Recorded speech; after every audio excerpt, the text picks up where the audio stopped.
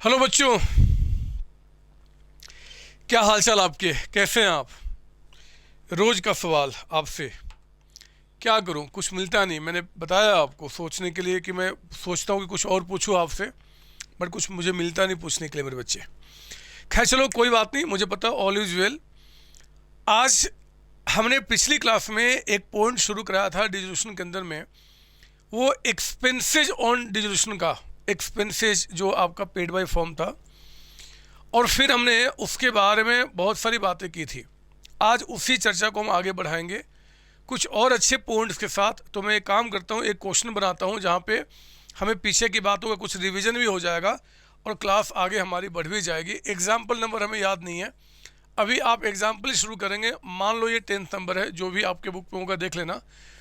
आप मेरे साथ बैलेंस शीट बनाएंगे ऑफ फॉर्म, एक पार्टनरशिप फॉर्म का बैलेंस शीट यहाँ पे। और ये रहा हमारा बैलेंस शीट। ये लीजिए, ये मैं आपको एक बैलेंस शीट दिखा रहा हूँ।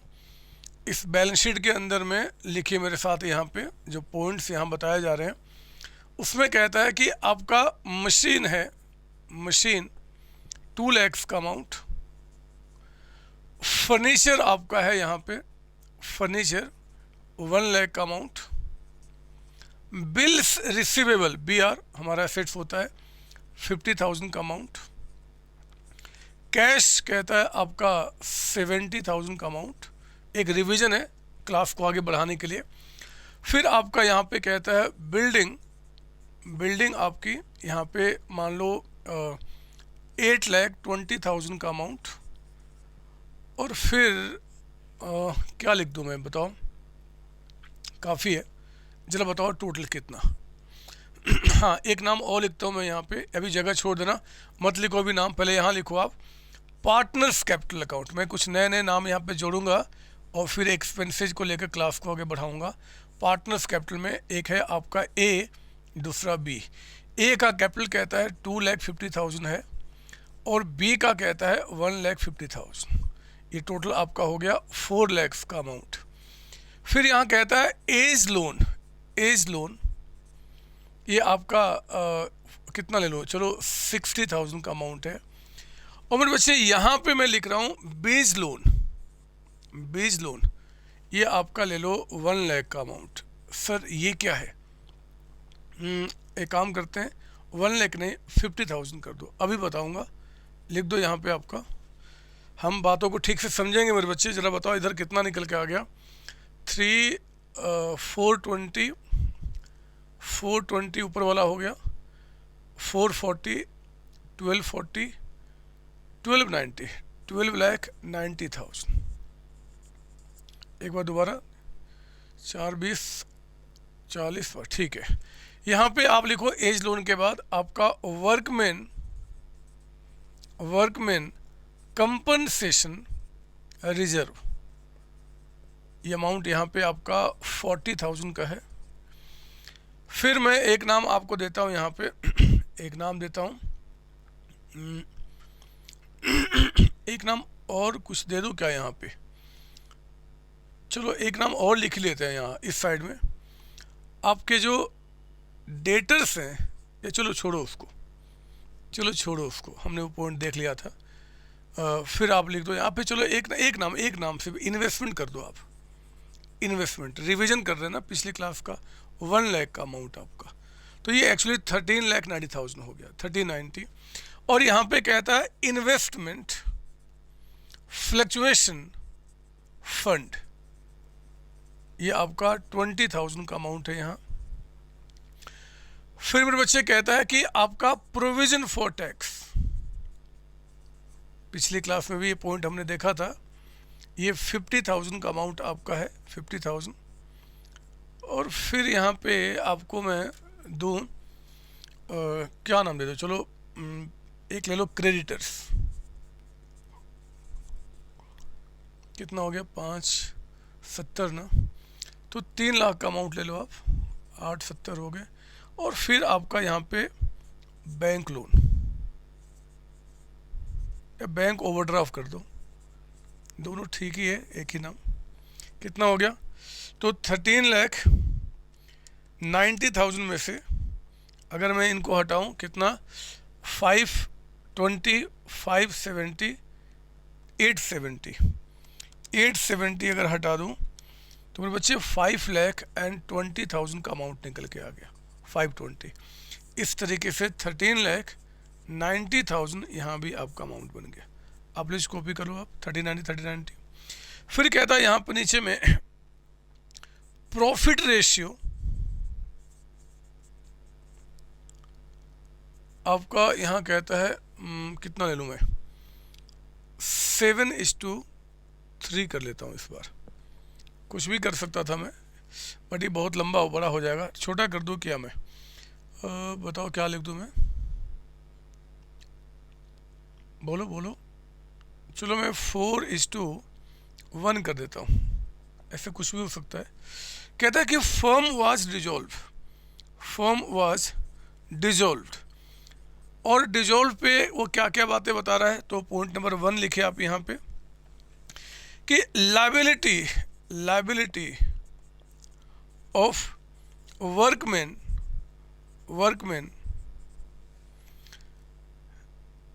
एस्टिमेटेड एट रुपीज, या फिर एस्टिमेटेड क्या, आज तो पे हो रहा है, liability of workman paid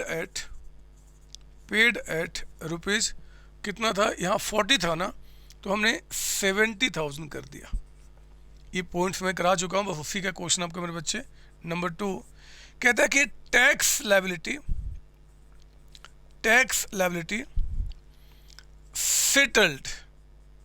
settled at rupees कितना प्रोविजन टैक्स था, 50 ना, मान लो कहता है कि 45,000, यानी कि जो हमने 50,000 रखा था टैक्स का पेमेंट करने के लिए, गवर्नमेंट को हमें सिर्फ 45 पे करना पड़ा। थर्ड में कहता है आपका यहाँ पे थर्ड पॉइंट कहता है आपका यहाँ पे लिखेंगे मेरे साथ यहाँ पे थर्ड पॉइंट में, कहता है कि machine was sold for rupees 2,40,000 and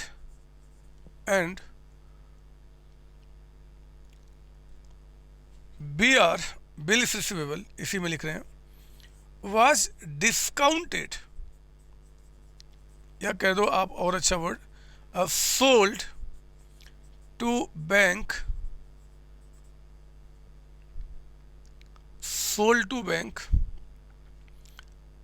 at the rate of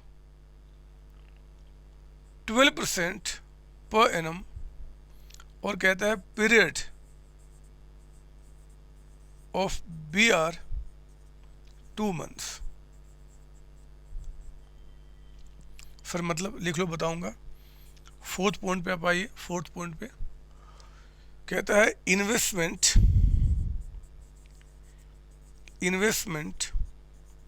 was sold at loss of 20%।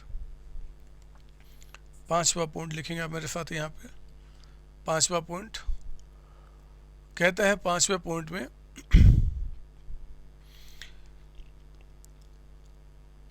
Expenses on dissolution rupees 20,000 paid by firm ने पे कर दिया। और 6 पॉइंट लिखे आप यहाँ पे। 6 पॉइंट में कहता है an unrecorded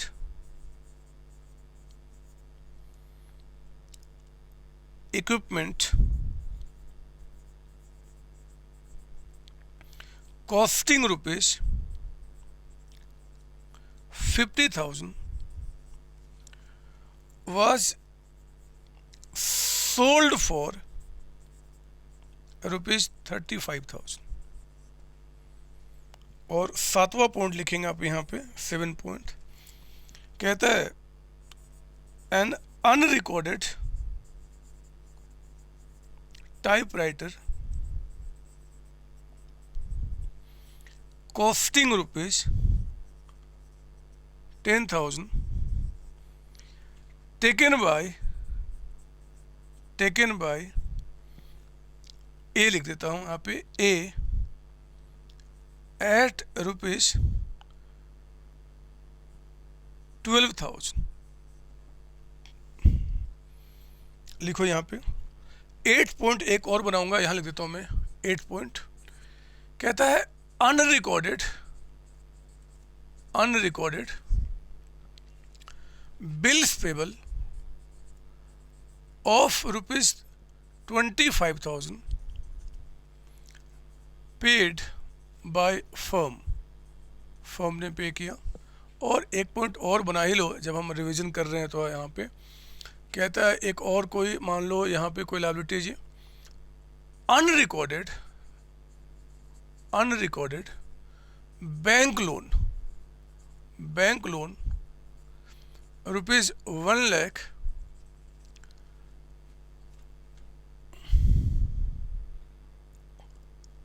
was to be paid by B। बोलता है close the books of firm के बुक्स को क्लोज कर दो। मेरे बच्चे नई बात यहाँ पे नहीं है। एक्चुअली इस क्वेश्चन को कराने का मोटिव जो है, अभी तक हमने जितनी सारी बातें पढ़ी उनका एक रिवीजन हो जाए। और एक्चुअली ये पॉइंट मैं डालना चाहता था एक्सपेंसेज का, जहाँ पे हमने पिछली क्लास एंड किया था। इसी पॉइंट के साथ क्लास को मैं कंटिन्यू करना चाहता हूँ, तो आप प्लीज़ कॉपी कर लो और फिर हम शुरू करते हैं। हमें जो यहाँ पे सीखने वाली अच्छी बातें हैं मैं मार्क कर दूँ। उसमें एक तो बीज लोन यहाँ दिख रहा है, इसके बारे में सीखना ये क्या है। फिर वर्कमैन कंपनसेशन ऐसे हम इसके बारे में जानते हैं, बट कोई बात नहीं, सीख लेंगे। हमें ये पॉइंट भी एक अच्छा दिख रहा है, मैं एरो मार्क कर रहा हूँ ताकि रिवीजन में आपको ध्यान रहे कि कौन कौन सी बातें हमारे लिए काम की है। एक्सपेंसेज ऑन डिस्ट्रीब्यूशन तो पिछली क्लास में किया था, हम उसी को शुरू करेंगे। और अनरिकॉर्डेड की बातें जो है वो तो हमारी क्लास में पहले हो ही चुका है, बस उसको थोड़ा आगे बढ़ा रहा हूँ। आज वाला सोल्यूशन में पहले मैं यहाँ पे आपके लिए बनाऊँ रियलाइजेशन अकाउंट। लिखिए मेरे साथ, यहाँ पे आप बना रहे हैं रियलाइजेशन अकाउंट, और ये रहा हमारा रियलाइजेशन अकाउंट। ये लो आप, ये हमारा रहा रियलाइजेशन अकाउंट, ये रहा हमारा रियलाइजेशन अकाउंट, ठीक है ना। तो रियलाइजेशन अकाउंट हमने बना लिया, बहुत सारी बातें नहीं है बट थोड़ा बड़ा कर ही देता हूँ, ठीक है, काफ़ी है। इसको ऊपर से बड़ा कर देता हूँ मैं, मुझे जगह प्रॉपर चाहिए, जगह कम हो गया तो फिर काम खराब हो जाएगा, ठीक है ना। तो मैं इसको मिटा के दोबारा ही बना लेता हूँ, कौन बार बार बीच में प्लस माइनस करेगा। ये रहा हमारा रियलाइजेशन अकाउंट, यहाँ से शुरू कर देता हूँ मेरे बच्चे। आपका ठीक है, आपको कुछ नहीं करना, आपके पास काफ़ी जगह है, बट मेरी मजबूरी आप जानते हो, तो मैंने ये ले लिया। अब काफ़ी है, इतना जगह तो काफ़ी है। ये रहा हमारा रियलाइजेशन अकाउंट, ये लीजिए। इसके बाद हम बनाएंगे पार्टनर्स कैपिटल अकाउंट। तो मैं आपको दिखाता हूँ, यहाँ पे हमारा पार्टनर्स कैपिटल अकाउंट, पार्टनर्स 2 हैं क्वेश्चन के अंदर में, तो हम 2 कॉलम के साथ काम को बढ़ाएंगे। जितने पार्टनर्स को क्या फ़र्क पड़ता है, हम उतने कॉलम बना लेते हैं। तो खैर कोई बात नहीं, यहाँ पे 2 पार्टनर्स हैं A and B, will open 2 columns for A and B. और फिर हमारे पास यहाँ पे कैश है। मैं काम करता हूँ, यहाँ पे कैश एंड बैंक दोनों कर देता हूँ, ठीक है ना। मतलब कैश बैंक दोनों मिला के आपका है, अगर अलग अलग होगा तो उसको भी हम इकट्ठा कर देते हैं, कैश बैंक अकाउंट। ये लीजिए, हमने यहाँ पे उसका भी अकाउंट ओपन कर दिया। तो जो भी कैश आएंगे जाएंगे उनके बारे में हम यहाँ रिकॉर्ड मेंटेन कर लेंगे। आओ जरा, पहले मैं यहाँ पे सारी बातें रिकॉर्ड करूँ, है ना।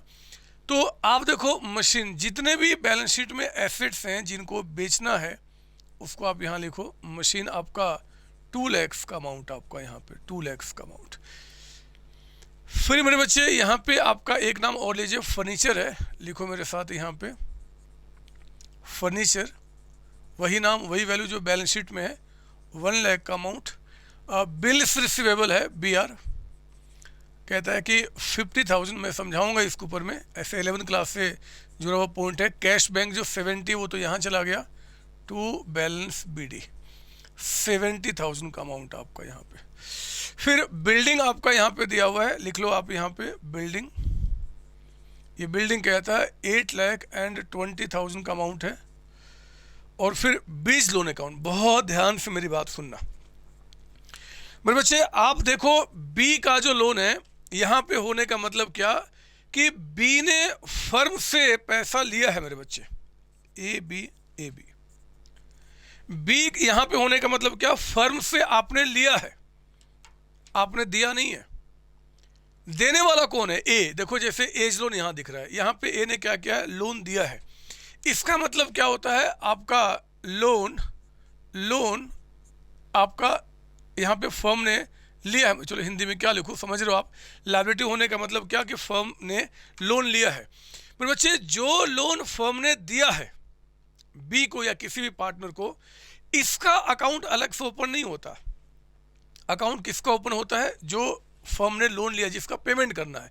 ये तो हमें ए बी से लेना है। तो यहाँ पे अगर बीज लोन या कोई लोन दिख जाएगा पार्टनर का, तो ये जस्ट लाइक आपको ड्राइंग स्ट्रीट करना है। जैसे पिछली क्लास में याद कीजिए, जो यहाँ पे ड्राइंग्स था हमने कैपिटल से माइनस किया था मेरे बच्चे, उसी तरीके से ये जो बीज लोन है ना, बीज लोन आप क्या करोगे, उसको यहाँ पे 50,000 इनके अकाउंट से माइनस कर लोगे। आप जानते हो कैपिटल का बढ़ना क्रेडिट और घटना डेबिट होता है। तो याद रखना यहाँ पे बी के लोन का होने का मतलब कि फर्म ने पैसा लेना है, तो हम कहेंगे भैया जहाँ पे आपका हिसाब लगाएंगे उसमें से इतना माइनस कर देंगे, बाकी आपको दे देंगे। हाँ, अगर कोई पार्टनर लोन दिया है जैसे एक आया, तो उसका अलग से अकाउंट खुलेगा। हम इससे और भी चर्चा करेंगे। पहले आते हैं इन्वेस्टमेंट, आपका यहाँ पर रिकॉर्ड कर लो, टू इन्वेस्टमेंट। जरा बताओ इन्वेस्टमेंट यहाँ पे कितने का बता रहा है, 1 लाख का। लिख दो आप यहाँ पे 1 लाख। फिर बच्चे कैपिटल अकाउंट यहाँ चला गया, बाय बैलेंस बीडी, और ये आपका कैपिटल ए का 2,50,000 है और बी का कैपिटल कहता है 150 का अमाउंट है। एज लोन, इसका तो अकाउंट खुलेगा। मैं इसका एज लोन का अकाउंट अलग से, जब भी फर्म ने लोन लिया है मेरे बच्चे, तो इनको हमें पे करना है और इनका पेमेंट हमेशा अलग से होता है। तो बाय बैलेंस बीडी। जरा बताओ कितना लोन आपका है, 60,000। आप यहाँ पे रिकॉर्ड कर दो कि हमें 60 देना है। वर्कमैन कंपनसेशन रिजर्व जो आपका है 40,000, और कहता है कि इसके अगेंस्ट जो लायबिलिटी है 70, यानी कि कोई भी इसमें फ्री नहीं है। ये सारा का सारा अमाउंट यहाँ पे आएगा वर्कमैन कंपनसेशन रिजर्व। मैंने ये बात आपको पहले बताई हुई है कि अगर आपका यहाँ पे कुछ इसमें कुछ कम लायबिलिटी होता तो पार्टनर से जाता, बट 40 है और ये कहता है भैया हमें 70 पे करना होगा, तो पूरा का पूरा एज लायबिलिटी यहाँ ट्रीट किया जाएगा। इन्वेस्टमेंट फ्लक्चुएशन फंड यहीं पे आएगा मेरे बच्चे। एसेट से जुड़ा हुआ कोई भी फंड अगर है तो वो आपने क्या करना है, यहाँ पर रिकॉर्ड करना है, लेकिन इसका कभी पेमेंट नहीं होता क्योंकि ये कभी कोई लायबिलिटी नहीं होता। ये भी हो गया। प्रोविजन फॉर टैक्स तो लायबिलिटी ही है जो गवर्नमेंट को हमें पे करना होता है। जितना बोलेगा उतना पे कर देंगे, ना बोले तो हम पूरा पेमेंट कर देंगे जी, 50,000 का अमाउंट। और ये क्रेडिटर्स आपका यहाँ पे रिकॉर्ड किया, बाय क्रेडिटर्स कितने का बता रहा है यहाँ पे जी, आपका 3 लाख का अमाउंट। और फिर यहाँ पे कहता है बैंक ओवरड्राफ्ट, तो लिख लो यहाँ पे बाय बैंक ओवरड्राफ्ट। हमने कहा हुआ है बैंक ओवरड्राफ्ट जो है ये भी एक लायबिलिटी ट्रीट किया जाता है। लायबिलिटी है ही, बैंक से हमने ज़्यादा पैसा निकाल लिया तो वापस करने हैं, ये चला गया। चेक करो बैलेंस शीट की सारी बातें रिकॉर्ड हुई कि नहीं हुई, सब हो गई। जहाँ पे जो चीज़ जाना था they all have been recorded. अब हम शुरू करेंगे क्वेश्चन के मुताबिक, आपका जो बोलेगा उसके हिसाब से काम। यहाँ तो कोई डाउट है नहीं सर। ये वर्कमैन कंपनसेशन रिजर्व जो 40,000 था, क्योंकि उसके अगेंस्ट 70 पे करना है तो पूरे 40 को बैलेंस शीट में अपीयर करना लायबिलिटी के रूप में दिखाएंगे। हम आगे बढ़ते हैं, आओ ना। पहला लायबिलिटी कहता है वर्कमैन का 70 पे किया, मतलब जो हमने 40 रखा था उसके अगेंस्ट टू कैश अकाउंट हमने वर्कमैन कंपनसेशन लायबिलिटी जो पे कर दी मेरे बच्चे, वो कितना पे कर दे, 70,000। जितना भी हो, हमने 40 रखा था जी, 70 पे करना पड़ गया, कोई बात नहीं, 30,000 का ज़्यादा लॉस हो गया। टैक्स लायबिलिटी 45 पे सेटल्ड हुआ, जो 50 हमने सोचा था उसके जगह पे टैक्स लायबिलिटी हमें कितना पे करना पड़ा यहाँ पे, तो कहता है कि 45,000, 45,000 रुपये। ये भी ठीक है। मशीन कहता है कि बिक गया 240 पे। आओ ना इस साइड एंट्री करें, by cash account by cash है, बाई बैंक, कुछ भी कर सकते हैं आप यहाँ पे। तो मशीन जो आपका बिका है ये कहता है 2,40,000 पे, यहाँ चला गया 240। मेरे बच्चे बिल्स रिसीवेबल, मैं इसलिए थोड़ा सा आपको समझाऊं, बचपन की बातें, जब आप 11वीं क्लास में थे तो आपके छोटे छोटे सर ने इसके बारे में आपको समझाया था। अगर आप भूल चुके हैं तो कोई बात नहीं, मैं सिंपल शब्दों में आपको दोबारा बता दूं। ब्लू से कर रहा हूं इसलिए आप लिखेंगे नहीं। पता ये हमारी फर्म है और कोई एक आदमी था मिस्टर राम, बहुत पहले की बात है। फर्म ने राम को गुड्स बेचा था बच्चे, क्रेडिट पे, बहुत पहले। और वो गुड्स जो बेचा था ना, उसके यहाँ पे फर्म ने राम से एक बिल साइन करा लिया था जिसको बोलते हैं बीआर। और ये बिल कितने का है? 50,000 रुपये का। पर बच्चे ये बिल जो है ना, ये 2 मंथ्स के लिए लिखा गया है। मतलब इसका होता है कि फर्म जो है इस बिल को लेकर 2 महीने के बाद राम के पास जाएगा और राम क्या करेगा, इस बिल के अगेंस्ट आपको पैसा पे कर देगा। बिल्स ऑफ एक्सचेंज पढ़ा आपने ना? अगर आपको नहीं पता ये सब बातें, या आपके 11 क्लास में ठीक से नहीं पढ़ाई किया, तो बिल्स ऑफ एक्सचेंज की जो क्लास 1 है मेरे बच्चे, वो यूट्यूब पे मैंने रखा हुआ है आपके लिए। आप उसको क्लिक करेंगे यूट्यूब पे जाके, bills of exchange bye Santosh Kumar, तो वो आपकी क्लास खुल जाएगी, आप उसको पढ़ लेना। लेकिन उसका जो निचोड़ है अल्टीमेटली, जो आपको 12 क्लास में रिक्वायरमेंट है इस क्वेश्चन में, वो मैं बता रहा हूँ कि फर्म ने राम से एक बिल साइन कराया था 50,000 का। इसके लिए फर्म के लिए क्या बोला जाएगा? बीआर, 2 मंथ्स के लिए। और मेरे बच्चे अब ये फर्म इनके पास 2 महीने के बाद जाएगी पैसा मांगने के लिए, लेकिन फर्म आज ही डिजोल्व हो गई, फर्म डिजोल्व हो गई। तो फर्म क्या कर, इन्होंने एक उपाय देखा। ये फर्म ने ये जो बिल था ना, किसी को बेच दिया। मान लो किसी बैंक को या किसी को बेच दिया, बोला कि भैया आप 50,000 का बिल है, आप रख लो, आप इनके पास ड्यू डेट पे जाना, इनसे पैसा कलेक्ट करना और अपने पास रख लेना, आज हमें इसके बदले में पैसा दे दो। हाँ, ये जो बिल है ना, जब आप किसी को बेचोगे, यहाँ पे बैंक को बेच दिया, हम किसी को बेच सकते हैं, तो बिल जो आपने बेचा है 12% के हिसाब से, मतलब जो आपका bill was sold to bank at the rate of 12%, पर हम डिस्काउंट लिख देना यहाँ पे, डिस्काउंट मतलब डिस्काउंट जो आपका चार्ज कटेगा, डिस्काउंट चार्ज लिख दो आप, थोड़ा और क्लियरिटी आपको आ जाएगी, लिख देना क्वेश्चन के अंदर में।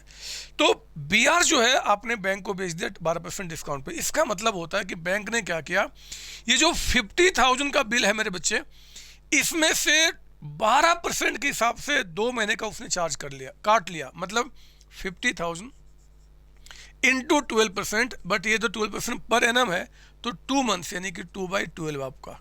जरा बताओ कितना निकल के आ गया? ये हो गया 1,000 रुपये।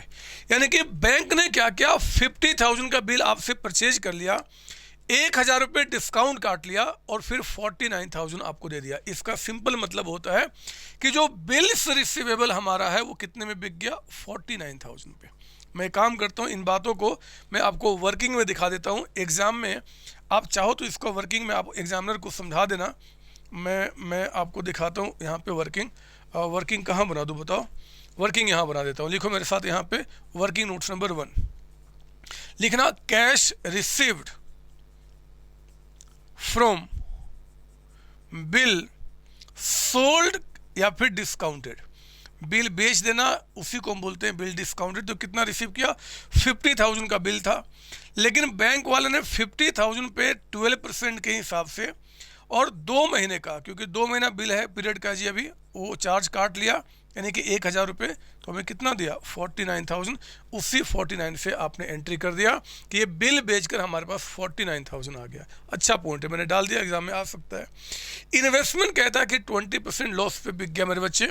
यानी कि इन्वेस्टमेंट जो आपका है, इन्वेस्टमेंट ये देखो आप, जो आपका 1 लाख का था वो कितने में बिक गया? 80,000 पे। था कितने का यहाँ रिकॉर्ड किया जाएगा। आज वो रियलाइज कितने पे हो रहा है, बिक कितने पर है, उसकी हम एंट्री यहाँ पे कर रहे हैं। ठीक है। एक्सपेंसेज कहता है कि on dissolution 20,000 paid by firm. जब ये फर्म डिजोल्व हो रही थी तो जिस आदमी को आपने अपॉइंट किया था कि भैया आप एसेट्स बेच दो, लायबिलिटी को पे कर दो, ये कर दो, वो कर दो, उसने कुछ चार्जेस तो लिए होंगे ना मेरे बच्चे। वो चार्ज कितना लगा? 20,000। कहता है कि ये फर्म ने क्या किया? पे कर दिया। आप मुझे बताओ, एक्सपेंस 20,000 जो है ऑन डिसोल्यूशन, ऐसा कोई नाम बैलेंस शीट में दिख रहा है कि हमें पे करना है? नहीं सर, ये हमेशा अनरिकॉर्डेड होता है। तो आप क्या करो, बस पे कर दो। टू कैश में क्या कर देंगे हम, एक्सपेंसेस जो है वो यहाँ दिखा देंगे कितना पे कर दिया, 20,000।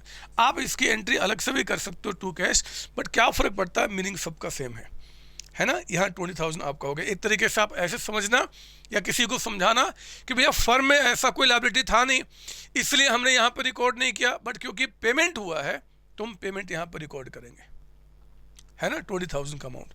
और आगे बढ़ते हैं जी। कहता है कि एक अनरिकॉर्डेड इक्विपमेंट है, एक मिनट, कहता है कि अनरिकॉर्डेड मतलब जो इक्विपमेंट बैलेंस शीट में नहीं है, कहीं दिख रहा है आपको, यहाँ पे नहीं दिख रहा है, तो ऑब्वियस बात है वो अनरिकॉर्डेड है। कहता है कि वो 50,000 का कॉस्टिंग था। एक मिनट, कौन था, ये पॉइंट है ना, हाँ, मतलब उस इक्विपमेंट की कॉस्ट का मतलब होता है मेरे बच्चे जो आपने उसको परचेज किया होगा, जब परचेज किया होगा आपको 50,000 में पड़ा था। वो इक्विपमेंट जो आपका था वो कितने में पड़ा था, 50 में, लेकिन आज हमने उसको 35,000 में बेच दिया। बहुत ध्यान से बात सुनना, एग्जामिनर तरह तरह से कोशिश करेगा आपको परेशान करने के लिए, लेकिन आप उसके चक्कर में नहीं फंसना मेरे बच्चे। आप जरा देखो, वो कहता है भैया जो इक्विपमेंट था ना वो 50,000 का था, 50 का था, क्या वो 50 का मैं यहाँ पर रिकॉर्ड कर दूँ क्या? नहीं सर, अनरिकॉर्डेड है। अगर वो बैलेंस शीट में नहीं है तो ब्रह्मा जी भी अगर आ जाएंगे तो मैं उसको यहाँ पर रिकॉर्ड नहीं करूँगा, वो यहाँ पर रिकॉर्ड नहीं होगा। लेकिन मुझे बताओ मेरे बच्चे, इस इक्विपमेंट को सेल करके आपको कितना मिला, 35,000। ये इक्विपमेंट बिका कितने में, 35 में।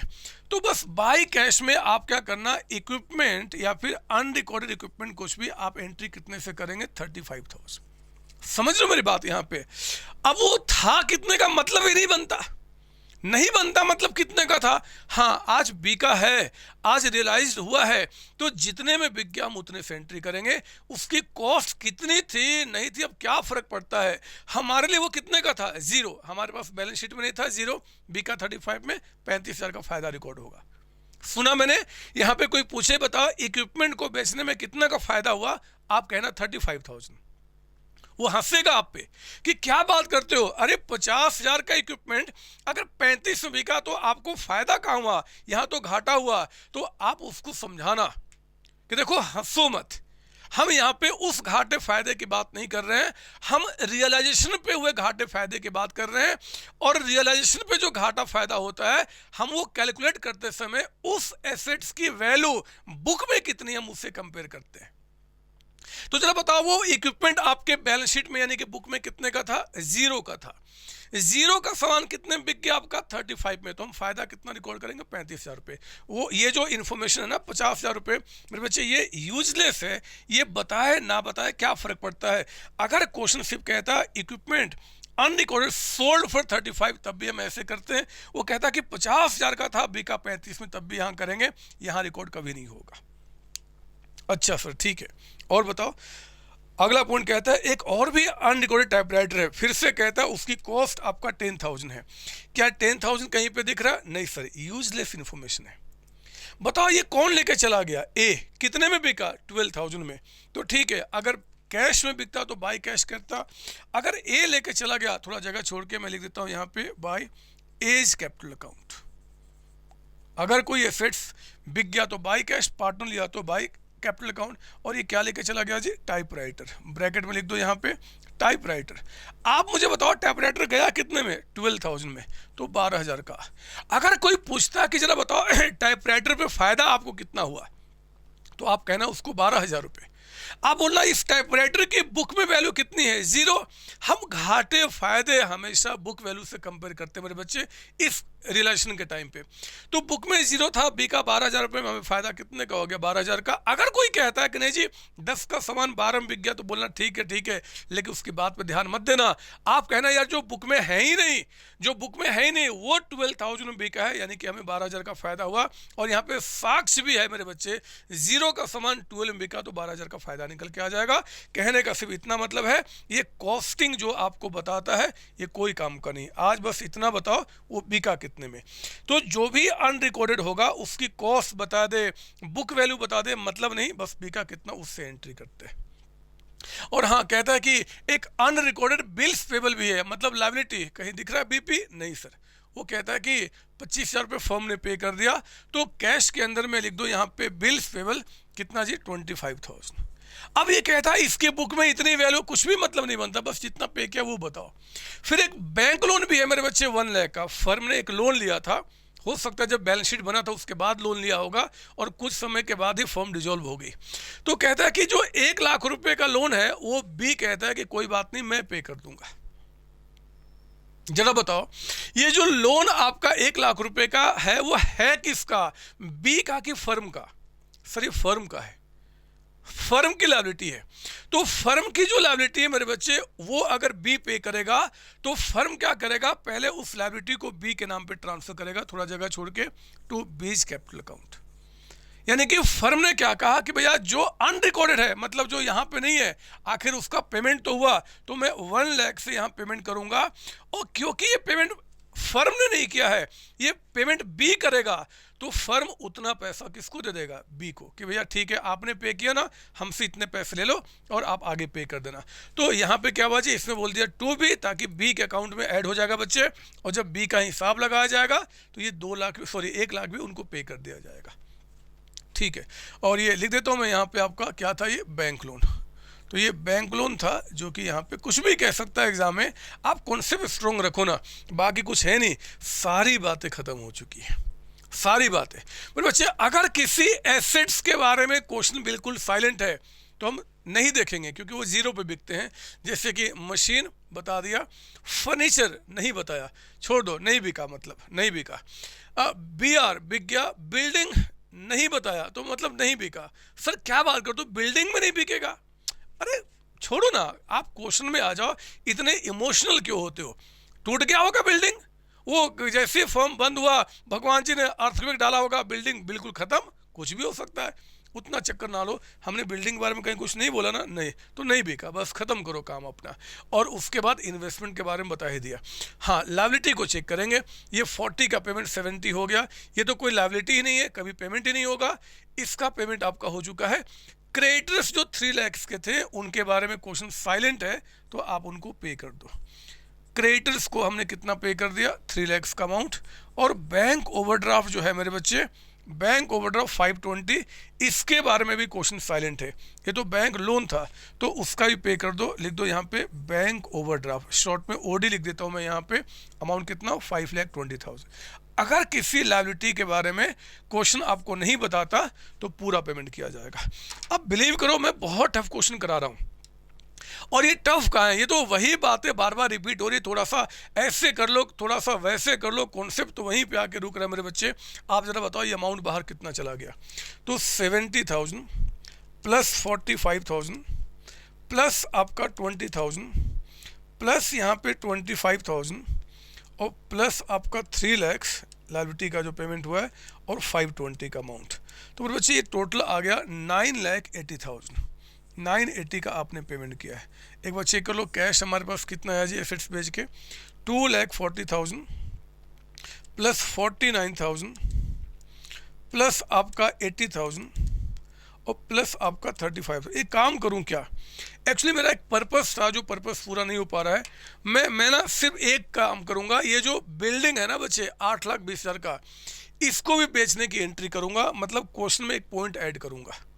सर क्यों ऐसे ही, क्योंकि मुझे कुछ और समझाना है, रिवीजन है ना, मैं चाहता नहीं कि आपका दिमाग कहीं और जाए। कुछ ना बोले तब तो ठीक है, लेकिन मेरे बच्चे एक पॉइंट और ऐड कर ही लो, एक पॉइंट ऐड कर लो। ये जो बिल्डिंग है ना, ये बिल्डिंग लिख लो आप क्वेश्चन में, वाज सोल्ड, ये सोल्ड हुआ है फॉर रुपीज़ 820 का था ना, लिख लो 15 लाख में, 15 लाख में। एक्चुअली मैं कुछ अच्छी बातें यहाँ पे समझाना चाहता हूँ, और उसके लिए मैं चाहता नहीं कि कैलकुलेशन के चक्कर में आप पढ़ें।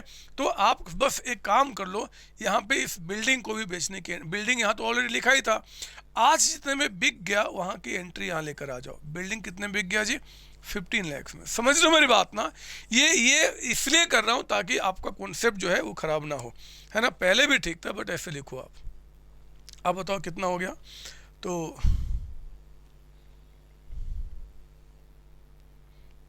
एक तो आपका यहाँ पे 15 लाख का अमाउंट यहाँ पे और ऐड हो जाएगा, यानी कि ये हो गया मेरे बच्चे 19,04,000 का अमाउंट आपका यहाँ पे, 19,04,000। ठीक है ना, यहाँ पे हमारी बात हो गई, यहाँ भी बात हो गई है। अब जल्दी से आप एक काम कीजिए, यहाँ पे आओ जरा पता कर लें कि प्रॉफिट क्या आ रहा है। प्रॉफिट ये आएगा, क्योंकि मैंने बहुत ज़्यादा वैल्यू इसका बढ़ा दिया। जरा बताओ कितना। तो ऊपर से आ जाते हैं, एक बार चेक कर लो दोबारा कैलकुलेशन कहीं गलत ना हो रहा हो। 240 240 प्लस 49,000 प्लस आपका 80,000 प्लस 35,000 और प्लस आपका, ठीक है कोई दिक्कत नहीं, 15 लैक्स। तो ये तो ठीक है, 19 लाख हो, प्लस आपका 12,000 टाइपराइटर चला गया। और ऊपर के अमाउंट में अगर हम देखें तो 820 8,20,000 रुपये और प्लस आपका 70 एंड 40 1,10,000। मेरे बच्चे यहाँ पे आ गया 28,46,000। लिखो ना, यहाँ पे भी आप लिखो 28,46,000। तो ज़रा बताओ प्रॉफिट कितना निकल के आ जाएगा। 350, फिर आपका 920, फिर आपका 980 और फिर आपका 1 लाख का अमाउंट। तो मेरे बच्चे ये आ गया 4,96,000। 4,96,000। अगर बिल्डिंग नहीं बेचे तो लॉस आता, कोई बात नहीं, वो भी ठीक था, बट मुझे कुछ और काम करना है। ये रिवीजन क्वेश्चन है ना, loss on profit on realisation, profit on realisation. ज़रा बताओ कितना आ गया ये। तो 496 ए और बी में आप डिस्ट्रीब्यूट कर दो। रेशियो क्या है आपका 4:1, मतलब डिवाइड बाई 5 इंटू आपका 4। मेरे बच्चे 3,96,800 का अमाउंट यहाँ चला गया। और अगर मैं इनका चेक करूँ तो 99,200 का प्रॉफिट इनके हिस्से में आ गया। लीजिए, हमने आपका जो रियलाइजेशन अकाउंट है उसको हमने कंप्लीट कर लिया। मेरे बच्चे अब हमें क्या करना है, इनकी क्रॉस पोस्टिंग करनी है। आप देखो यहाँ बोला टू कैश, तो कैश में हम लिखेंगे by realisation account. By realisation account ये कितना अमाउंट हो गया, 9,80,000 का अमाउंट आपका 980। फिर आपने कहा टू बीज कैपिटल अकाउंट, तो मेरे बच्चे बी में यहाँ पे क्या आ जाएगा, by realisation account. By realisation account, जरा बताओ बी में कितना आ गया, तो 1 लाख का अमाउंट आपका यहाँ पे 1 लाख का अमाउंट। इसके बाद प्रॉफिट जो आपका आया ये भी ट्रांसफ़र कीजिए बाय रियलाइजेशन अकाउंट। मुझे कुछ अच्छी अच्छी बातें इसमें समझाने का मन कर रहा है, इसीलिए यहाँ पे 3,96,800 का अमाउंट यहाँ पे फ़ायदा मिला और 99,200 का बेनिफिट इनको मिला है, ये भी ठीक है। इधर आपका बाय कैश, तो कैश में मेरे बच्चे टू रिलेशन अकाउंट साथ साथ लिखना आपने, साथ साथ। अगर आप थोड़े भी आगे पीछे हो गए मेरे बच्चे मज़ा फिर नहीं आएगा। अगर आप वेट कर रहे हो कि हम बाद में लिखेंगे तो भी आपको मज़ा नहीं आएगा। एक अकाउंट यहाँ लिखो। आपको अगर आगे बढ़ना है, लाइफ में कुछ मस्त काम करना है, तो मेरे साथ चलना ही होगा मेरे बच्चे। 12,000 मैं कभी किसी के लिए रुकता नहीं और ना आपको रुकना है। आपकी अपनी स्पीड खुद मेंटेन करनी है। कोई भी आदमी से सजेशन लो लेकिन करो अपने मन की, मतलब अच्छे काम, बदमाश वाले काम नहीं। तो हमने यहाँ पे काम पूरा किया। आप एक बार चेक कर लो, टू कैश की एंट्री हो गई, ठीक है जी। To B's capital account B में चला गया 1 लाख, हाँ जी। प्रॉफिट भी ट्रांसफर कर दिया, हाँ जी। बाई कैश वाली एंट्री चलेगी 2 में, हाँ जी। टाइपराइटर का ये भी काम हो गया। अब मेरी बात सुनो, आप बहुत प्यारे बच्चे हो, कसम से झूठ नहीं बोल रहा, आप बहुत प्यारे बच्चे हो। बस मेरी बातें सुनो, मैं क्या बता रहा हूँ। ये देखो जरा यहाँ पे, अब मैं इसको पहले मैं इनका पेमेंट कर देता हूँ, यानी कि टू कैश अकाउंट लोन का। ऐसे पहले मैं यहाँ भी करूँ तो कोई दिक्कत नहीं है, बट कोई बात नहीं। जब सीक्वेंस आप स्टडी कर रहे हो तो लायबिलिटी का पेमेंट करने के बाद हम लोन का पेमेंट कर देंगे। एज लोन में टू कैश, तो कैश में क्या बोलेंगे, by A's loan account. A's loan account कितना जी, 60,000। समझ रहे हो ना। अगर फर्म ने लोन लिया है उसका अकाउंट खुलता है, अगर फर्म ने लोन दिया है तो वो आपका कैपिटल से माइनस हो जाता है, जस्ट लाइक ड्राइंग्स जो काम करते हैं ना। अब हमें यहाँ पे कुछ आपसे हिसाब की बातें करनी है मेरे बच्चे। आप सुनो ना, आप मेरी बात सुनो ना, शब्दों को सुनना। जो शब्द मैं बोलने वाला हूं, मेरे मुखवा से जो निकलने वाला है उसको हीरे के रूप में समझ के अपने पास बैठाना, तब आगे की बातें आज समझ में आएंगी। सुनो मेरी बात। अरे सुन रहे हो ना सर, हाँ सर, चिल्लाओ मत सर, बताओ क्या करना है। तो देखो मैं बताता हूँ, मेरी बात सुनो, मेरी बात सुनो। नजर यहाँ, नजर यहाँ। मैं पहले ए का हिसाब लगा देता हूँ। ए का हिसाब, फर्म ने ए को बोला कि ए आपका 2,50,000 आपने बिजनेस को एज कैपिटल कंट्रीब्यूट किया था, हम वो पैसा आपको देंगे जब आज बंद हो रहे हैं तो जी। उसके बाद जो एसेट्स भी का लायबिलिटी का पेमेंट हुआ, उसमें जो फायदा हुआ उसमें से भी हम आपको इतना देंगे, यानी कि इसमें से आपको 3,96,800 और मिलेगा, यानी कि टोटल आपका हिसाब 6,46,800 का बन गया, इतना आपको मिलेगा। लेकिन इसमें से 12,000 का ऑलरेडी आप टाइपराइटर लेके जा चुके हो, फर्म का जो टाइपराइटर था उसमें से 12,000 ऑलरेडी आप लेके जा चुके हो, तो आपका हिसाब सिर्फ 6,34,800 का बनता है। लेके गए थे ना आप टाइपराइटर, जो बुक में नहीं था वो देखो ना, ए लेके चला गया था, तो ठीक है, ए जब लेके चला गया तो एक अकाउंट से माइनस कर लिया। जरा बताओ अब फाइनली ए को हमें कितना पे करना है, to cash account balancing figure, इसका हिसाब बना बच्चे 6,34,800। और आप जानते हैं एग्जाम में इतना नहीं करना, एग्जाम में इनको ऐड करो माइनस करो बैलेंसिंग फिगर निकाल दो, टू कैश अकाउंट 6,34,800, तो ए में आ गया टू कैश। कैश में क्या बोलेंगे, by A's capital account, by A's capital account, यानी कि ए के कैपिटल पे हमने 6,34,800 का अमाउंट पे कर दिया। अब सुनो ना, बी की बात कर लूँ, बी की देखो, बी का कैपिटल 150 था, हमने फिर से लिखा यहाँ पे, आपको एक तो कैपिटल का पैसा मिलेगा 150, इसके बाद जो 1 लाख रुपीज का आपने क्या किया था जी, ये देखो आपने कहा था कि मैं बैंक लोन का पेमेंट कर दूंगा, बैंक लोन का, तो ठीक है वो पैसा भी हम आपको देंगे। हमने इसमें 1 लाख रुपीज वो भी ऐड कर दिया जी। अरे फर्म की लायबिलिटी पार्टनर कहता है कि मैं पे कर दूंगा, तो ठीक है हम आपके अकाउंट में ऐड कर देते हैं, वो भी पैसा देंगे, तो 150 प्लस 1 250 हो गया, और 99,200 का जो फायदा है वो भी आपको मिलेगा, तो टोटल आपका हिसाब 3,49,200 का बन गया। और 349,200 में से 50,000 मेरे बच्चे जो आपने लोन फर्म से लिया हुआ है वो माइनस कर लो, क्योंकि जब बात हिसाब की हो रही है ना, तो जो भी आपसे लेना है और जो भी आपको देना है सब कुछ प्लस माइनस किया जाएगा। यानी कि हमने बोला कि इतना मुझे आपको देना था, लेकिन 50,000 ऑलरेडी एज लोन आपने फर्म से लिया हुआ है, उसको माइनस करके आपका हिसाब 2,99,200 का बनता है, टू कैश। और मैं कैश में क्या करूंगा जी, by B's capital account, by B's capital account. बताओ ये अमाउंट कितना निकल के आ गया 2,99,200 का। लो ना, काम खत्म हो गया मेरे बच्चे। अब हमारा अगर क्वेश्चन सही है, हमारे कॉन्सेप्ट सही है, अगर हमारा कैलकुलेशन सही है, अगर हम सही हैं, तो पक्का है कि दोनों साइड टैली करेगा। लेकिन अगर टैली ना किया तो उदास ना हो जाना, कुछ कैलकुलेशन मिस्टेक हुआ होगा, कॉन्सेप्ट तो आपके बहुत ज़्यादा स्ट्रॉन्ग है, तो आपको पूरा का पूरा यहाँ पे काम करना। ये देखो हमारा ऐसे सब कुछ सही है, इसलिए दोनों साइड टैली कर गया। एक बात और जब बात उठी है तो मैं कर ही लूँ आपके साथ।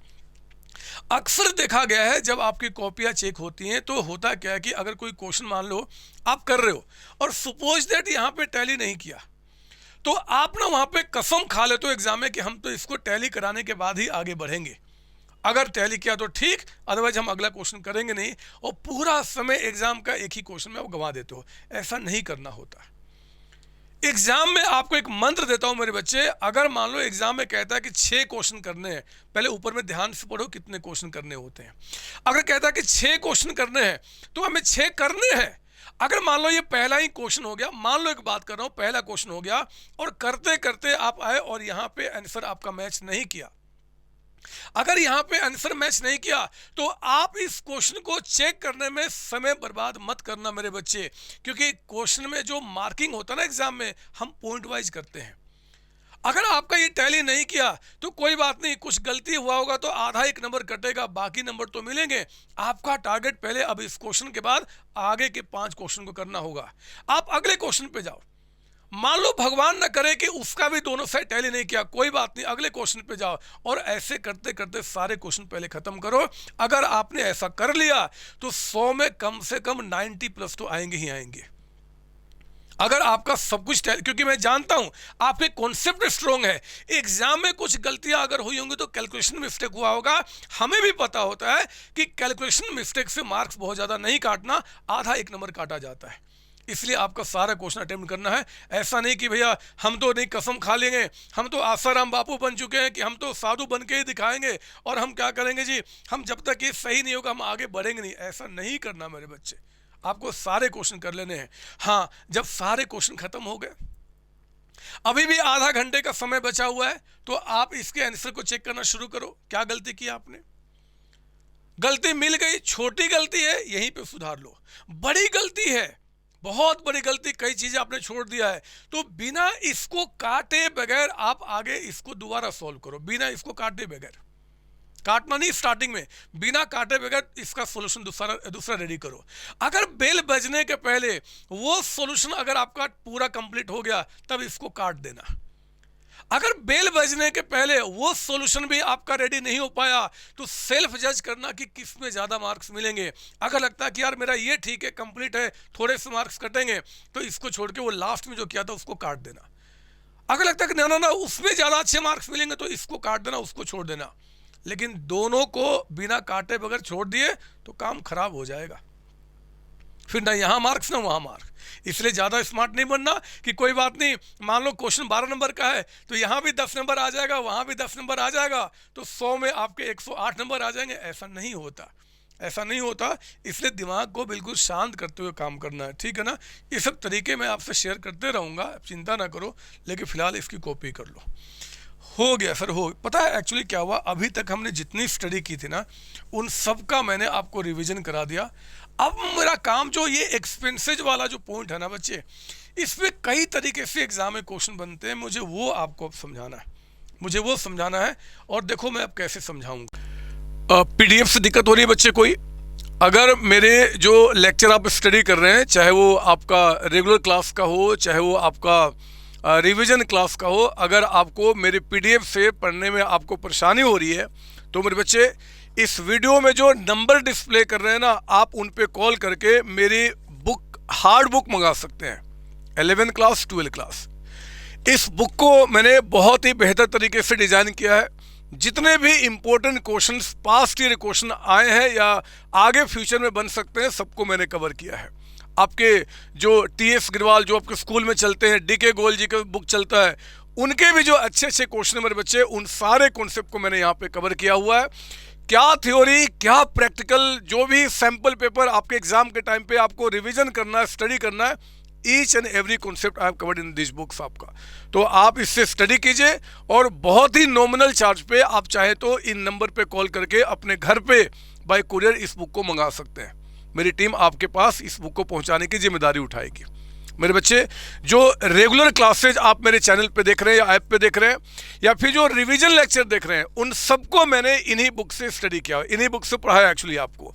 तो आप पढ़ें और एंजॉय करें लाइफ को, और आप दूसरों से आगे रहें। ऑल द बेस्ट बच्चों।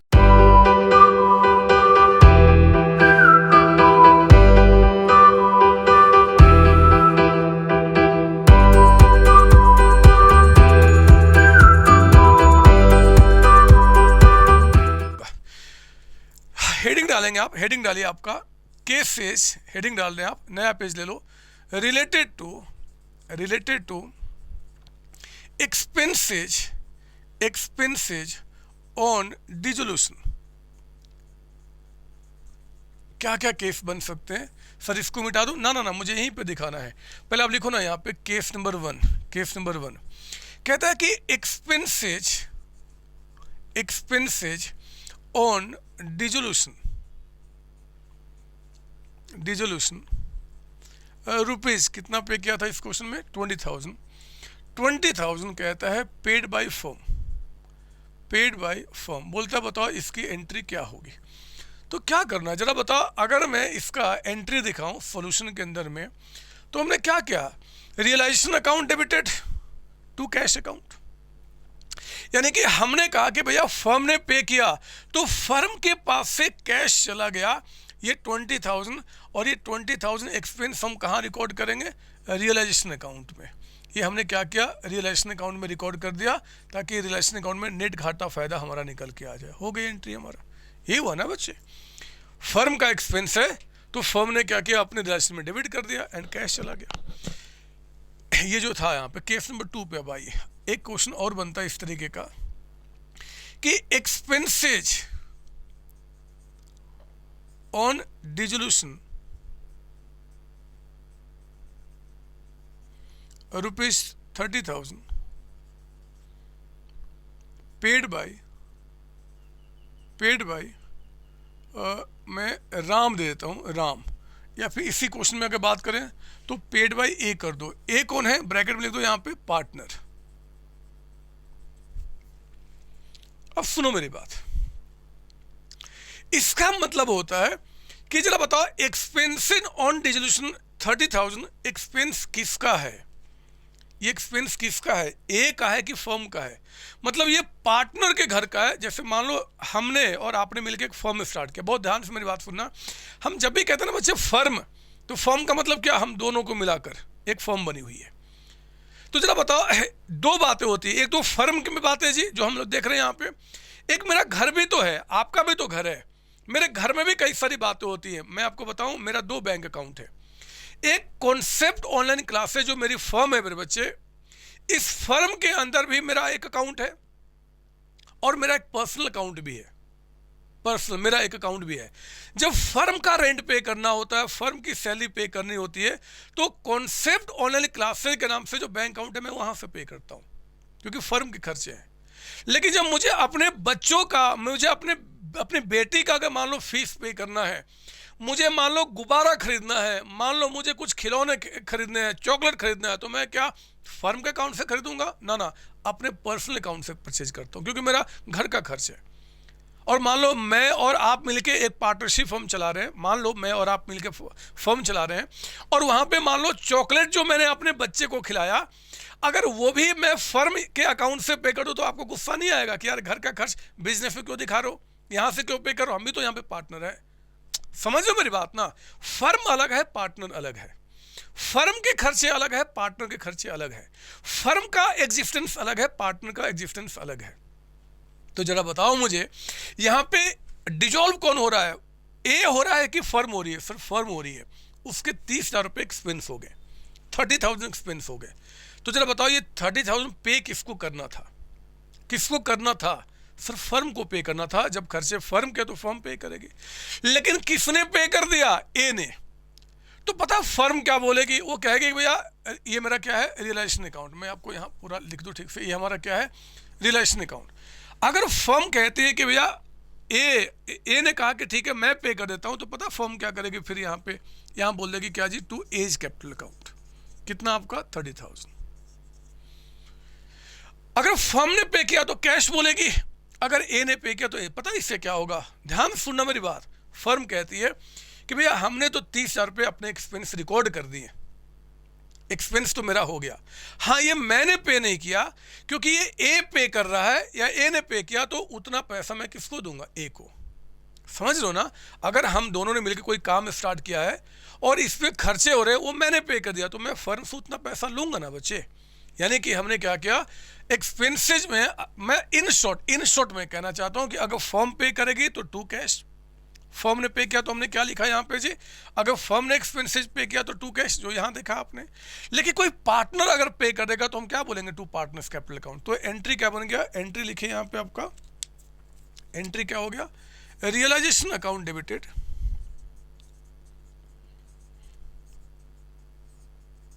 टू पार्टनर का क्या नाम है? ए ना, तो to A's capital account. A's capital account कितना अमाउंट हो गया क्वेश्चन में? 30,000। इसका मतलब ये हो गया मेरे बच्चे, इसका मतलब हो गया कि फर्म ने इसमें अपना डेबिट एक्सपेंस भी दिखा दिया, और जितना फर्म का एक्सपेंस हुआ उतना पैसा वो किसको देगा? ए को देगी। फर्म किसको पे करेगी? ए को।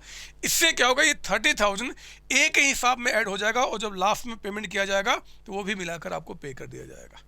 बस बात इतनी है, आप समझ लो मेरी बात में। यहाँ पे सर हाँ, एक और भी केस एग्जाम में बनता है, केस नंबर 3 लिखो आप यहाँ पे। केस नंबर 3 कहता है कि expenses on dissolution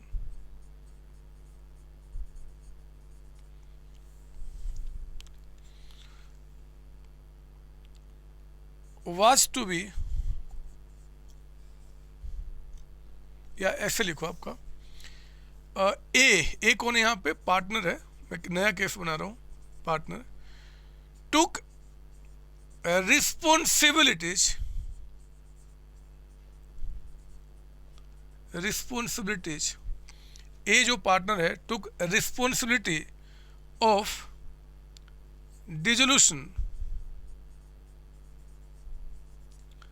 of firm। ए कहता है कोई बात नहीं जी, मैं इसको डिजोल्व कर दूंगा, मतलब एसेट्स बेच दूंगा, लायबिलिटी पे कर दूंगा। फॉर दिस, इसके लिए ही विल बी अलाउड ₹50,000। इसके लिए हम उसको क्या करेंगे जी, 50,000 रुपये अलाउ करेंगे, 50,000। फिर कहता है कि एक्चुअल एक्सपेंसेज ₹38,000 पेड बाय ए कहां से पेड बाय ए का मतलब होता है, ब्रैकेट में लिख दो, फ्रॉम हिज पर्सनल अकाउंट। ए का मतलब पर्सनल अकाउंट, मतलब घर से उसने क्या किया, पे कर दिया। अब मैं इसका मतलब समझाऊं सॉल्यूशन में मेरे बच्चे, आप ध्यान से मेरी बात सुना, बातें बहुत टफ नहीं है, बस शब्दों का खेल है। जिस बच्चे को शब्द पे कमांड हो गया उसके लिए बातें सिंपल हो गई, जिसको शब्द पे कमांड नहीं हुआ उसके लिए बात टफ रह गया। देखो ना यहाँ पे क्या बता रहा हूं, नजर यहाँ जरा बताओ, फर्म को डिसॉल्व करने की रिस्पॉन्सिबिलिटी किसने लिया, ए ने। ए कहता है कि कोई बात नहीं, हम आपको बंद कर देंगे, आपके एसेट्स को बेच देंगे, लायबिलिटी को पे कर देंगे, लेकिन इसके लिए हमें कुछ चाहिए। क्या चाहिए जी, वो कहता है कि 50,000 रुपये। फर्म उसको 50,000 देने को तैयार है। मेरे बच्चे उस केस में पता हम क्या करेंगे, यहाँ पे रियलाइजेशन अकाउंट में आप क्या बोलेंगे, टू एज कैपिटल अकाउंट। जरा बताओ, फर्म ए को कितना देने को तैयार है, 50,000। फर्म ने कहा ए आप हमें डिसॉल्व कर दो, हम इसके बदले में आपको 50,000 रुपये देंगे। तो ठीक है जी, हमने क्या किया, यानी कि ये किसके बुक में एंट्री हो रहा है मेरे बच्चे, कौन कर रहा है, फर्म का बुक में हम अकाउंट्स बना रहे हैं, फर्म को क्लोज किया जा रहा है। फर्म ने इसमें अपना एक्सपेंस कितना रिकॉर्ड कर दिया, 50,000। बताओ एंट्री क्या बनेगी, लिखो ना यहाँ पे entry, realisation account debited, realisation account debited कितना, 50,000। और ये पैसा हम आप किसको देंगे जी, ए को, तो to A's capital account, to A's capital account. यानी कि फर्म ने क्या किया, ध्यान सुनना, इसका मतलब क्या होता है, फर्म ने इसमें 50,000 अपना एक्सपेंस दिखा दिया, और क्योंकि ये पैसा मुझे ए को देना है तो हमने ए के अकाउंट में जाके ऐड कर दिया, ताकि ए को लास्ट में जब हिसाब होगा तो उनको पे हो जाएगा। ये यहाँ पे 50,000 मान लो यहाँ पे ऐड हो जाएगा, तो हम बोलेंगे भैया हम आपको ये भी देंगे और ये 50,000 रुपये भी देंगे, इनको ऐड करके बाकी मैनेज करके हम पेमेंट कर देंगे। बात समझ में आ रही सर? हाँ, अब मेरी बात सुनो, मैंने यहाँ रख दिया, दिमाग शांत कर दूंगा, दिमाग शांत मेरे बच्चे। आज मान लो दुनिया में कोई गम नहीं है, कोई भूख नहीं है, कोई प्यास नहीं है, बस 10 मिनट मेरी बात सुन लो, मैं क्या बता रहा हूं। जरा बताओ, मैंने और आपने मिलकर एक फर्म स्टार्ट किया था। मैंने कहा, मैं मान लो ए हूं, आप मान लो बी हो, मैंने कहा कि देखो जी इस फर्म को मैं डिसॉल्व कर दूंगा, मुझे 50,000 रुपये चाहिए। तो हम दोनों के फर्म ने क्या किया, बोला कि ठीक है जी हम आपको 50,000 रुपये देंगे। तो फर्म ने क्या किया, एक अकाउंट में कितना ऐड कर दिया, 50,000 रुपये, कि हम आपको 50,000 रुपये देंगे। बात हो गई। यानी कि अब जरा बताओ, इस फर्म को डिसॉल्व करने की जो रिस्पॉन्सिबिलिटी है मेरे बच्चे, अब वो रिस्पॉन्सिबिलिटी किसकी है, मेरी, ए की, मेरी होगी ना बच्चे। इसके बदले में फर्म मुझे कितना पे कर रहा है, 50,000 रुपये, ठीक है। तो हमने अपने अकाउंट में 50,000 रुपये ऐड करा लिए कि हमें बाद में पे कर देना, और मैंने कहा कि अब आप चिंता मुक्त हो जाओ, फर्म को मैं डिसॉल्व करूंगा, ये मेरी जिम्मेदारी है। अब फर्म को डिसॉल्व करना मैंने शुरू किया, खर्चे भी होंगे ना खर्चे, मेरे 38,000 उसमें खर्च हो गए, मेरे 38,000 खर्च हो। जरा मुझे ये बताओ, वो 38,000 जो एक्सपेंस हुआ फर्म को डिसॉल्व करने के लिए, क्या वो खर्च अब फर्म बियर करेगी कि मुझे बियर करना है? बोलो ना। अगर फर्म ने मुझे जिम्मेदारी दी कि भैया आप लोग 50,000 रुपये, हम आपके अकाउंट में 50,000 रुपये ऐड करते हैं और आप हमें डिजोल्व कर दो, तो फर्म को डिजोल्व करने की जिम्मेदारी अब किसकी है? मेरी है। फर्म को डिजोल्व करने में जो एक्सपेंसेज हो रहे हैं मेरे बच्चे, आप बताओ एक्सपेंस कौन पे करेगा? फर्म, यानी कि हम दोनों पे करेंगे कि मेरी जिम्मेदारी है? हम दोनों पे करेंगे, यानी कि फर्म पे करेगी या जिम्मेदारी मेरी है? सर अब आपकी जिम्मेदारी है। सर जिम्मेदारी अब आपकी है, क्योंकि आपने इसके बदले में हमसे 50,000 रुपये माना मेरे बच्चे, मेरी जिम्मेदारी है। 38,000 रुपये खर्च हो गए, 38,000। आप बताओ वो 38,000 जो मैं पे करूंगा वो फर्म के अकाउंट से पे करूं कि अपने घर के अकाउंट से पे करूं? बोलो ना। सर घर के अकाउंट से पे करो, क्योंकि अब वो फर्म में थोड़े, फर्म ऐसा थोड़े कि हम आपको ये भी 50 पे करेंगे और ये 38 भी पे करेंगे, ऐसा तो नहीं है जी। फर्म ने कहा कि 50, हमने खर्च दिखा दिया फर्म ने। अब पे जो करना है 38,000 वो मेरी जिम्मेदारी है और मैं अपने घर से पे करूंगा, मैं अपने घर से पे करूंगा। और देखो ना, मैंने अपने पर्सनल अकाउंट से ही पे किया है, मतलब मैंने घर से पे किया है। आप बताओ जो घर से पे किया वो घर वाली एंट्री भी बिजनेस में रिकॉर्ड होगी क्या? बोलो ना। ना ना ना सर, बिजनेस की बात यहां रिकॉर्ड होती है और बिजनेस की बात तो रिकॉर्ड हो गई है। इसका मतलब कि जो एक्चुअल एक्सपेंस जो पे किया यहां पे, ये पहले आपका जो एक्चुअल एक्सपेंस जो पे हुआ, एक्सपेंस पेड बाय जो ए हुआ मेरे बच्चे 38,000, इसकी कोई भी एंट्री नहीं होगी। No entry in the book of firm, in the book of firm मेरे बच्चे, इसकी फर्म की बुक में कोई एंट्री नहीं होना, क्योंकि ये ए का पर्सनल मैटर है और ए का जो पर्सनल मैटर है उसके घर में रिकॉर्ड होगा। आप खुद सोचो, मैं और आप मिलकर एक पार्टनरशिप फर्म चलाते हैं। जब फर्म बोल रहा हूं ना, मतलब हम दोनों को मिलकर बात की जा रही है। अब बताओ, मैं फर्म के बुक में, मैं अपने घर में जाके मैंने कोई खाना खाया, मैंने घर में जाके कोई चाय पिया, उसमें कुछ पैसे खर्च हुए, वो भी खर्चे फर्म के बुक में रिकॉर्ड होते हैं क्या? नहीं सर, क्योंकि मेरा पर्सनल मैटर है। पर्सनल मैटर यहां पर रिकॉर्ड नहीं होता, यहां पे बिजनेस की बातें रिकॉर्ड होती हैं। तो मेरे बच्चे, हमने 50,000 तो मेरे नाम पे आ गया। अब 38 जो खर्चे हो रहे हैं वो ए पे करेगा, वो अपने घर से पे करेगा। और घर से वो कैसे पे कर रहा है? वो अपना मोटर कार बेच के पेमेंट कर रहा है, वो अपने बेटे को बेच कर पेमेंट कर रहा है, वो अपना मतलब कुछ भी करे, हमें उससे मतलब नहीं है, क्योंकि भैया आपको पेमेंट करना आप देखो। इसलिए कहा हमने कि जो एक्सपेंसेज हैं, he took the responsibility of dissolution of firm, for this purpose he will be allowed 50,000। उसका तो एंट्री हो गया फर्म के बुक में, लेकिन जो एक्चुअल खर्चे होगा जो ए ने पे किया अपने घर से, हम उसकी कोई एंट्री पास नहीं करेंगे, क्योंकि वो उसका पर्सनल मैटर है। वो पता है एग्जाम में क्या बोलेगा? वो कहेगा कि देखो जी, ए ने 38,000 जो पे किया ना, उसके लिए अपने घर का मोटर बाइक बेच दिया, उसने अपने मम्मी पापा को बेच दिया, अपने बच्चे को बेच दिया, उसने घर का खेत बेच दिया। बेचो ना जो बेचना है यार, घर का मैटर थोड़ा हम यहाँ रिकॉर्ड करने के लिए बैठे हैं। हम भी तो, हमारी भी तो कुछ औकात है, सारी बातें थोड़ा रिकॉर्ड कर लेंगे। ठीक है, 3 एंट्री हो गई। मैं अब आपका चौथा केस कराता हूँ। केसेस तो बहुत सारे बन सकते हैं, लेकिन जो मस्त वाले केस है मैं वो करा रहा हूँ। अब इसी से जुड़ा हुआ केस नंबर 4, देखो क्या मस्त मस्त चीज़ें आ रही हैं। कहता है कि आपका ए कौन है जी? एक पार्टनर है। कहता है टुक रिस्पॉन्सिबिलिटी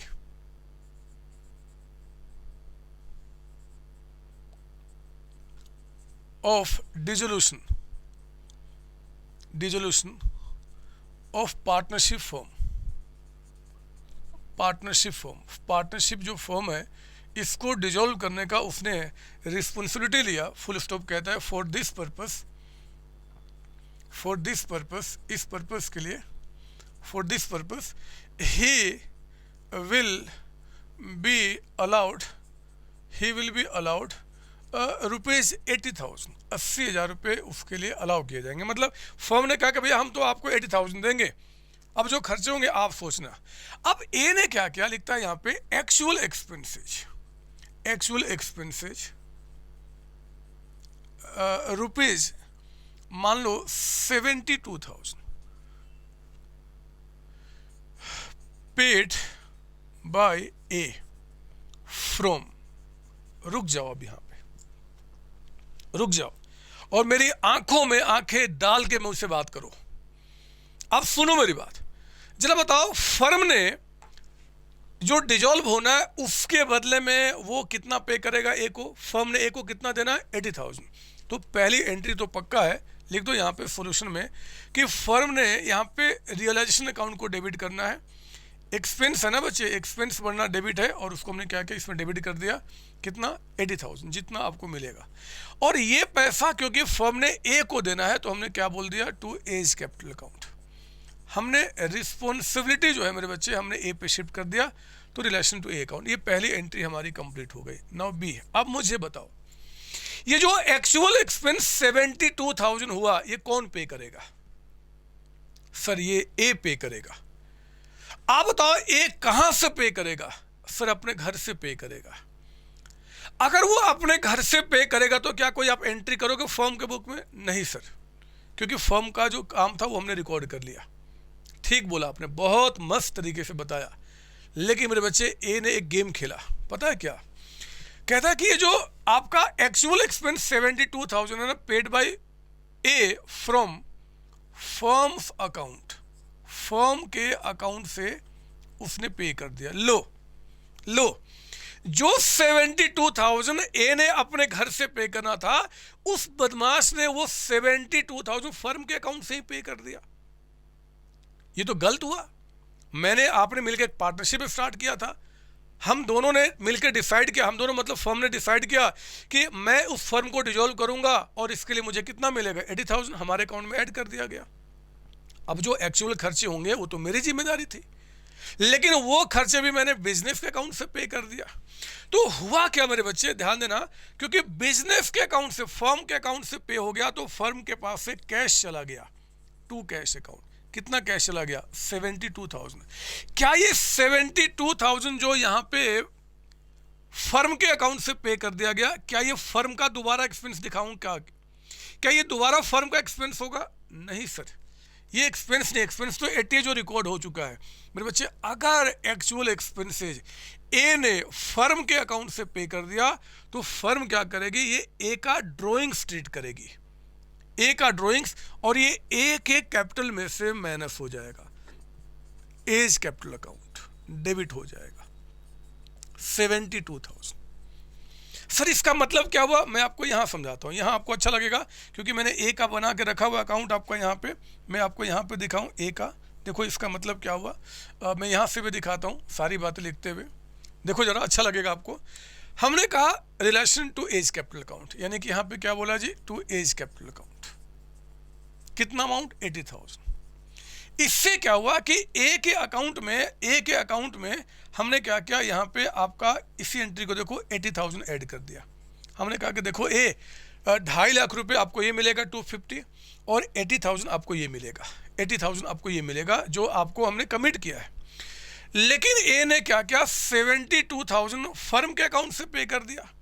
तो फर्म कहेगी कि भैया जो 80,000 मुझे आपको देना था ना उसमें से 72,000 आप ले चुके हो, ये आपको घर से पे करना था जो कि आपने बिजनेस से पे किया, तो मैं यहाँ पे आपके अकाउंट से 72,000 माइनस कर दूंगी, यानी कि अब 80 में 72 आप ले चुके हो और आपको कितना मिलेगा, सिर्फ 8,000।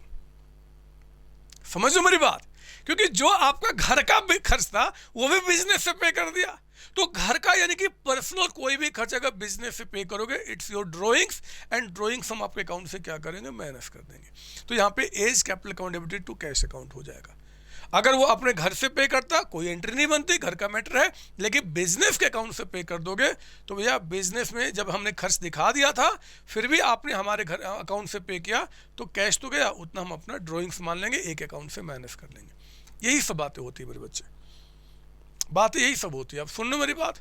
तो मैं आपको यहाँ पे बताऊं कि एक्सपेंसेज को लेके कई सारी बातें हो सकती हैं, मोटे मोटे तौर पे जो बातें हो सकती है मैंने आपको केस वाइज मैंने दिखा दिया।